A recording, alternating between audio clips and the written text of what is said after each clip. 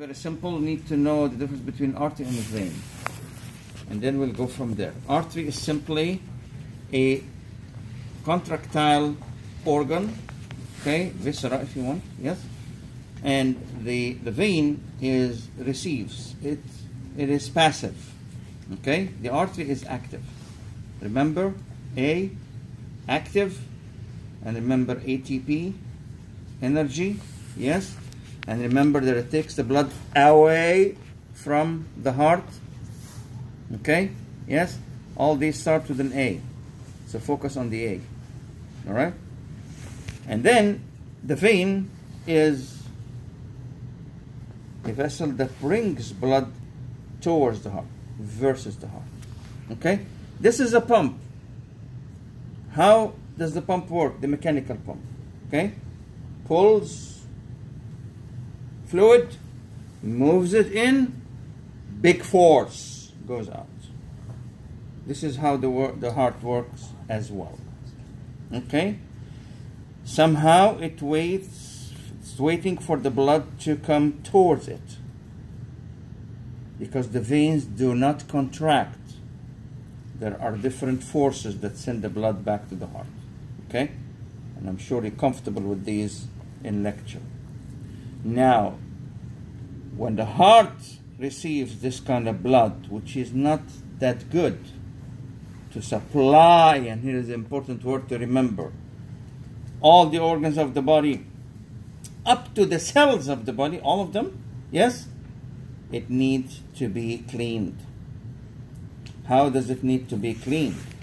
By the lungs. Okay? So, all the blood goes usually, that is not clean, to the right side of the heart. Okay? Via veins, V versus the heart, V. Okay? No power here. No energy here. Okay? So the right side is not really the cleanest one. Okay? And then, from this side, it moves to the lungs.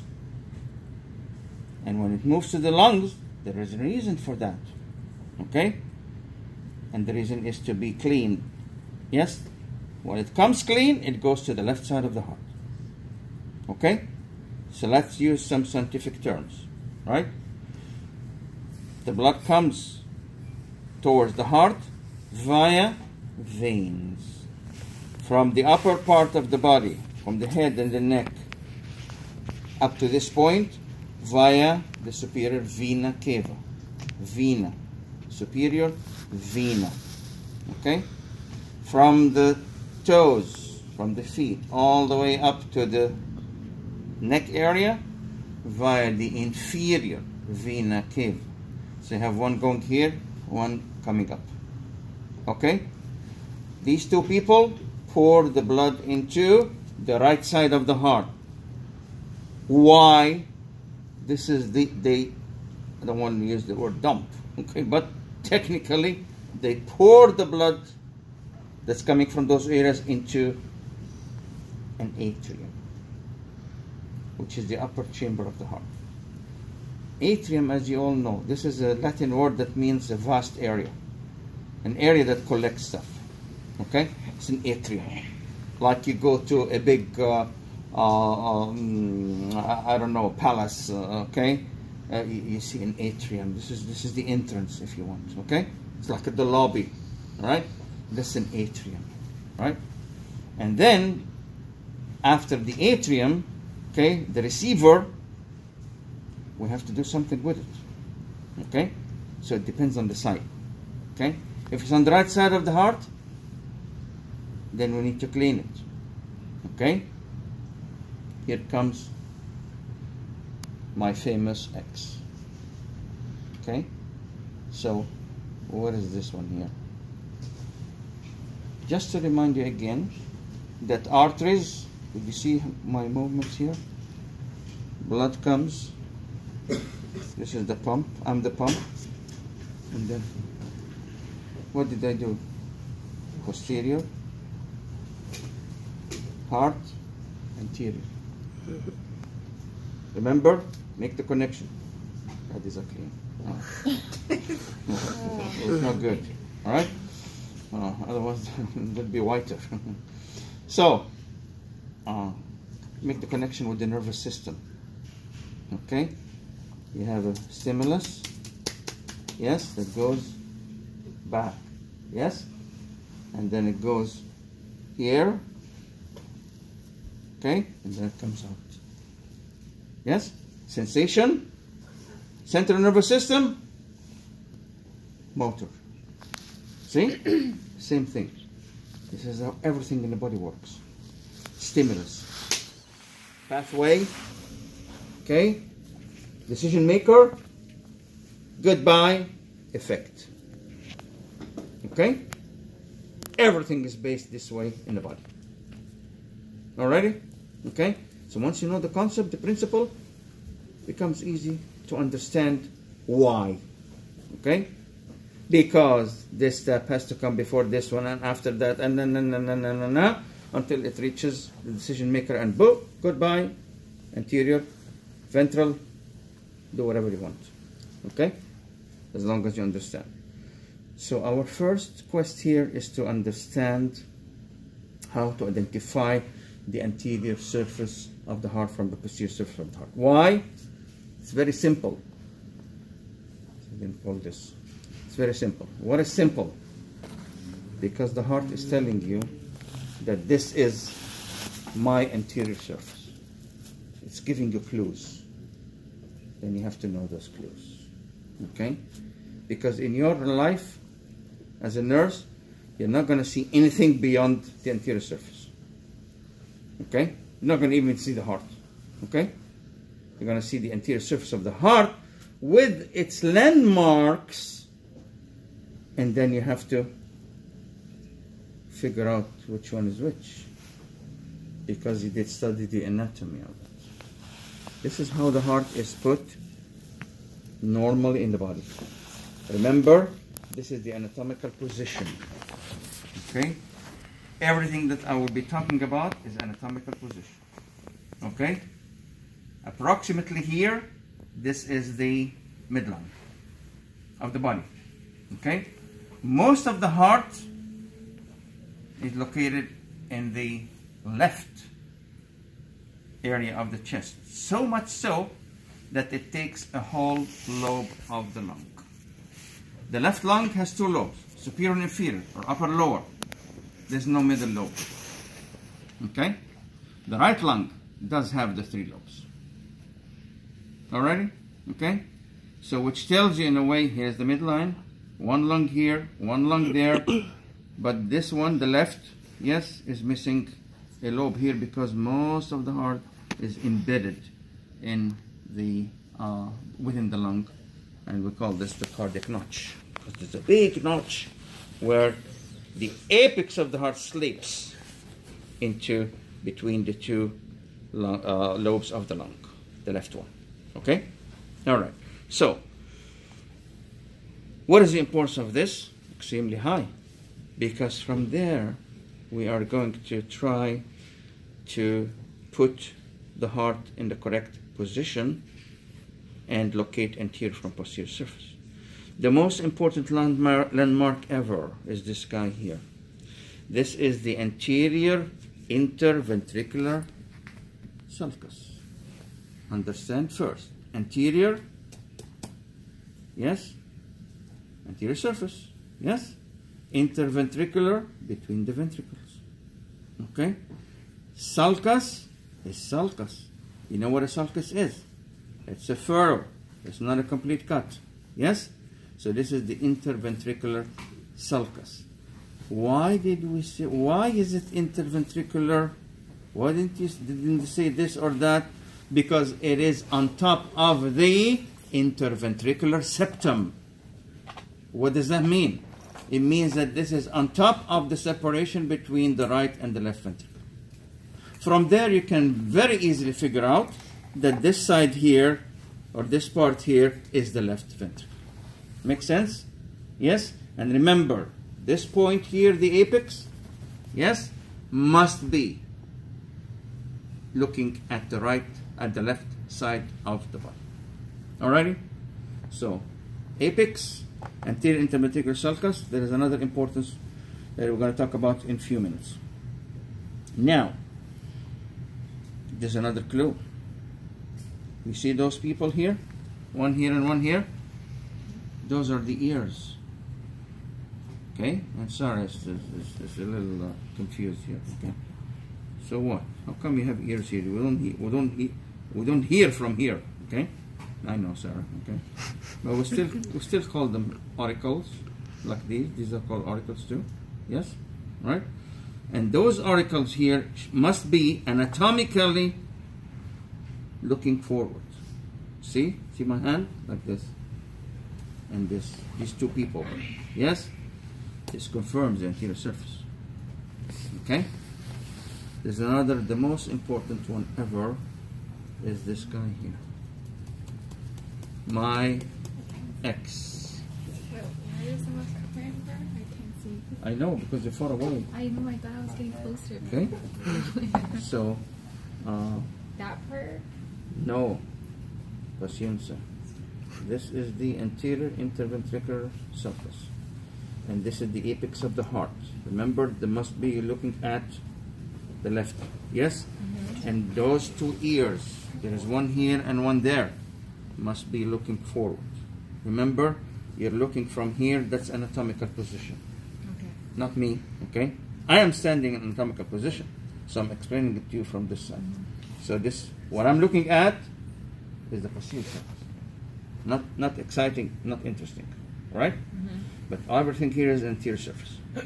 Now, the most important clue, yes, is my famous X. Okay? See this X here? This is anterior, and this is right posterior to the anterior, right? But these two people together that make the X are arteries. What's the proof? See how they're open? They're open 24/7. See? You see here? They're open. Okay? Right? And I did cut this off myself. So, see here? See? Mm-hmm. They're open. Yes? You see? Yes? See? Yes? I'll make sure everybody gets it. Yes? Okay? All right? Okay? Okay? Jessica didn't like this. Okay. All right? So, remember the use of X. This guy here is the anterior limb of the X. And this guy here is the posterior limb of the X. Okay? So you have an artery going like this and an artery going like this. This one is going from right to left, and that one is going from left to right. Okay? And both are arteries. This is the pulmonary trunk, which is an artery. Yes? And this is the aorta. Okay? Alrighty? So, what does that mean? From the right ventricle towards the lung, away from the heart, this must be called an artery. Full stop. What kind of blood does it have? It's a different story. Because it's coming from the right, then it has to have, or it should contain, deoxygenated blood. Okay? Now remember, an important term here that you should not confuse, you should understand very well, and that term is supply. Okay? This artery here, normally, yes, arteries do supply. So when an organ is being supplied by blood, there's an artery that goes in and a vein that comes out, which has the same name. Okay? This is what supply means. When they tell you, what is the blood supply of the stomach? Okay? That's the gastric artery, and then the drainage is the gastric vein. Okay? Just an example. All right? But this guy here, okay, does not supply the lung. Why? Because it has deoxygenated blood. Okay? Because it's coming from the right side of the heart. So anything that's going in or coming out of the right side of the heart, no touchy. It's bad news. Okay? We don't have any use for this. unless it moves to the lungs, and then from the lungs we come back clean, yes, and via and through the left side of the heart. Okay? You understand that big concept? Yes? Remember, these two people here are still arteries. Okay? They take the blood away from the heart. But one of them supplies all the cells of the body with oxygenated blood, which is the aorta. And this guy goes to the lungs. I didn't say supply. Perfuses the lungs, pours blood into the lungs, deoxygenated blood. Nobody wants to listen, that's good. And puts the blood or pours the blood into the lungs, and the lungs then purify it or clean it and go take the blood back to the heart via veins. 4 veins take the blood from the lungs towards the heart, and these are, because they're related to the lungs, they're called pulmonary veins, 4. And these veins and those veins do pour blood where? The posterior surface of the heart in the left atrium. So they take it from the lungs to the heart? Yes, because the lung took the blood from the right side to clean it up. So it has to go back to the heart. So that's the function of the lung. Okay? And then when this sits into the right side, the left side of the lung, of the heart, okay, it is pushed immediately, okay, to the left ventricle. From there, the left ventricle, and you see how thick the wall is, yes? See the left ventricular wall? See how thick it is? Yes? Pushes the blood with a very strong force. I'm going to switch the word force with pressure, okay? And this is called the systolic blood pressure figure, okay? All right? Now, when this happens, all the blood, or most of the blood that's contained in the left ventricle will flow through the aorta to supply all the cells of the body. Okay? Now the cells of the body do metabolize and take the oxygen. Say thank you very much. Okay? By the way, and I'm been metabolizing the whole day. Okay? So give me more oxygen, but I have some garbage. Okay? That garbage is deoxygenated blood. It moves. I didn't say it's pumped. Okay? It moves towards the venous side. Okay? Jordan doesn't like me. It's okay. And it goes all the way up. Okay? By some forces that you learned in theory. Okay? I'm just reminding you. Pumping of the muscles. Yes? The deep veins. Yes?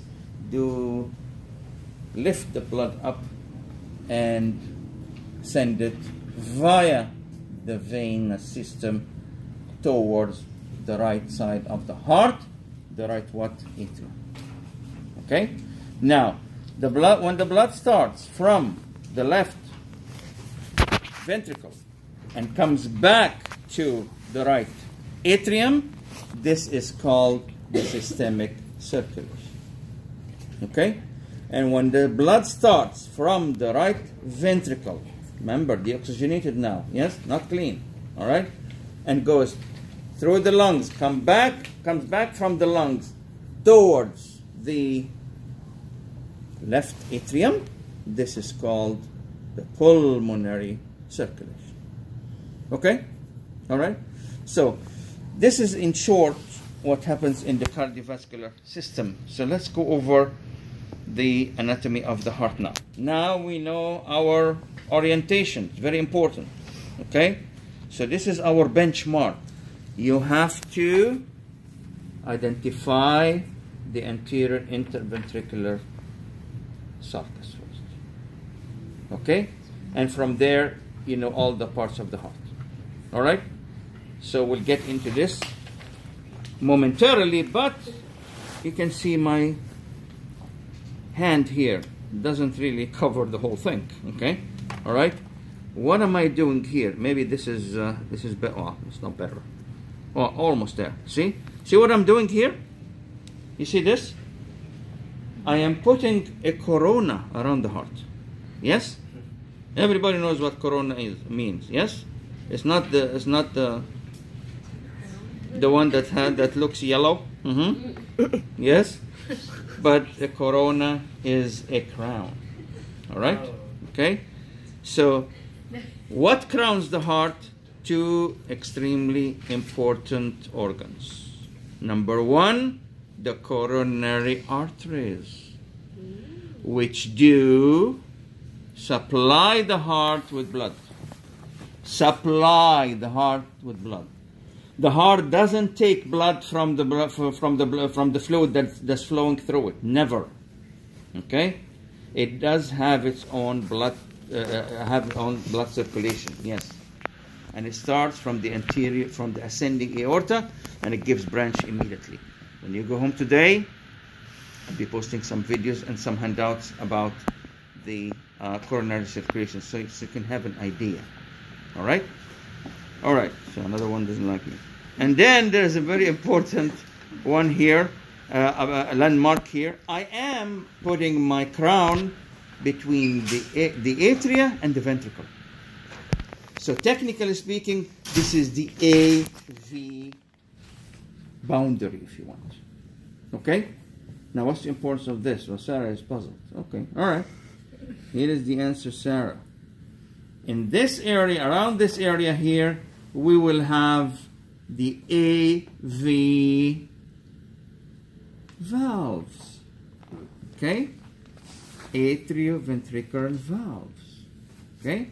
Now the AV valves come in two flavors. Okay? On the right side of the heart, this is on the right side, remember, this is the tricuspid valve. Okay? And on the left, the other one is the other one. All right? Okay? Now the other one has two names. Patience for virtue. The other one has two names. All right? Bicuspid, because that one was called what? Tricuspid. So this one is called bicuspid. Who knows what a cusp is? Okay. Like a grasp or like a grasp or No. A cusp. C-U-S-P. Now, when you run with your tongue by the canine, okay, and then from the canine you go sideways to the back, yes, you will feel two bumps on your bicuspid tooth. Okay, so those are the cusps. All right, okay, because the valve looks like so. When you look at the valve from top, it looks like so, depending on the direction of blood. Okay, but when you look here, you have a border. Okay, you have a line, right? You don't have bumps. Alrighty, so the mitral valve has two bumps. That's why they call it the bicuspid. The tricuspid has three bumps. 1, 2, and 1 over there. Okay? Now, not to confuse anybody, okay, there are also two valves that they give them in different names so you don't get confused. Okay? And I'll tell you why. Alright? Because that's how you will understand. Because those valves looks like half a moon. Luna in Espanol means moon. So these are the semi-lunar valve. They look like 3 half moons together. Okay? Alright? And they come in two flavors. One is in the pulmonary and one in the aorta. Between what? Between the ventricle, okay? And remember, the other ones were what? Were AV, atrioventricular. Okay? Now we're pumping the blood from the ventricles far away. Arteries, yes? But remember, when we pump the blood, we are also relaxing the heart to receive more blood. Yes? This power here, okay, will probably bring the blood back where it came from. So what's the use of it? Okay? That is why there is a valve that would close until the blood, sorry, okay, no going back. Okay, so as I mentioned to you, this is how the cusps of the blood look like.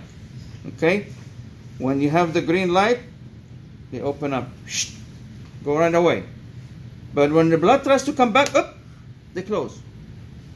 Okay, and they make a big noise that you can hear, because closure of the AV valves, tricuspid and bicuspid, gives you the lub of the first heart sound. And the two semilunar valves, aortic and pulmonary, when they shut, they give you the dup of the second heart sound. Okay? So, you have, well, now we know where the heart sounds come from. Lub, dup, lub, dup. Why do you have this difference in the sound? Because the pressure in the ventricles is much higher than the pressure in the arteries. Okay? When you push when you contract the left ventricle, it makes a boo, a big noise. Why? Because it hits the mitral valve very, very, very hard. Okay? And the mitral valve tries to, because it's sending the blood to the aorta, okay, in the posterior limb of the X, okay, so it must have a very big force, and that force must be transmitted to the mitral valve, so the blood might go back from ventricle to auricle. Well, what's the use of it? That's why there's a big door that is shut very loud, which is the mitral valve. Yes, prevents the blood from going back to the auricle, or to the atrium where it came from. Okay? Now, do we have the same situation on the right hand side? Never. Why?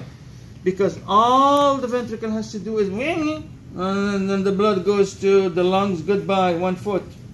Okay? But the aorta is different. You need to send the blood to all cells of the body.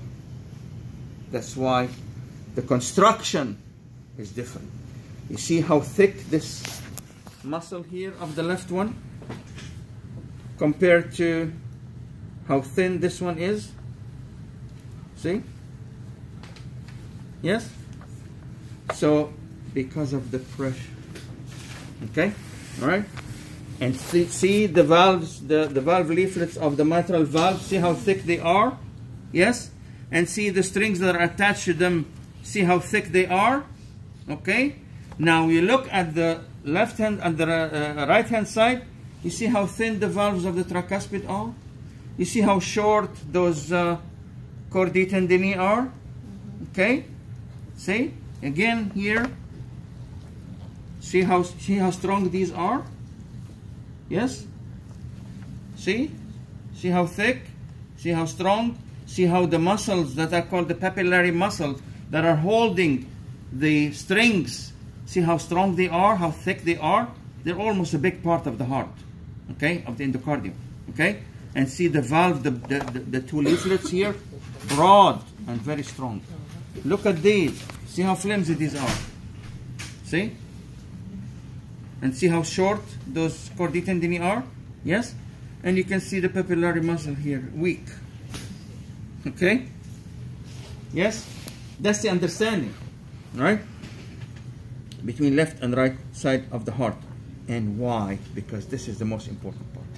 That's why when this part is leaking blood, or there isn't enough blood going towards it, that's where the bad news starts. Okay?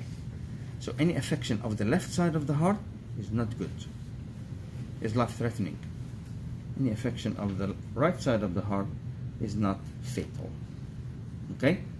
That is why, my friends, if you remember my little talk, this is the coronary arteries. They coronate the heart. Okay? And one of them goes anteriorly. Yes?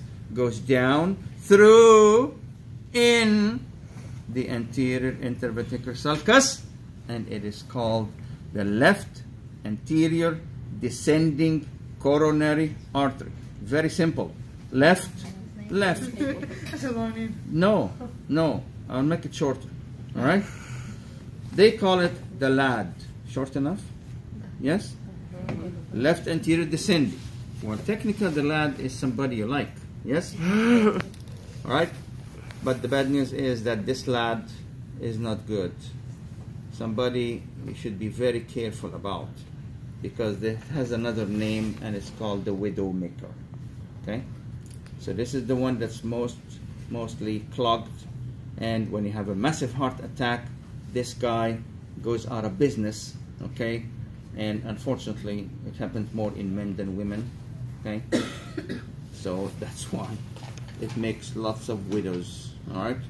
This is the LAD, or left anterior descending, and so you can remember it. They don't add the coronary artery, but it's a coronary artery.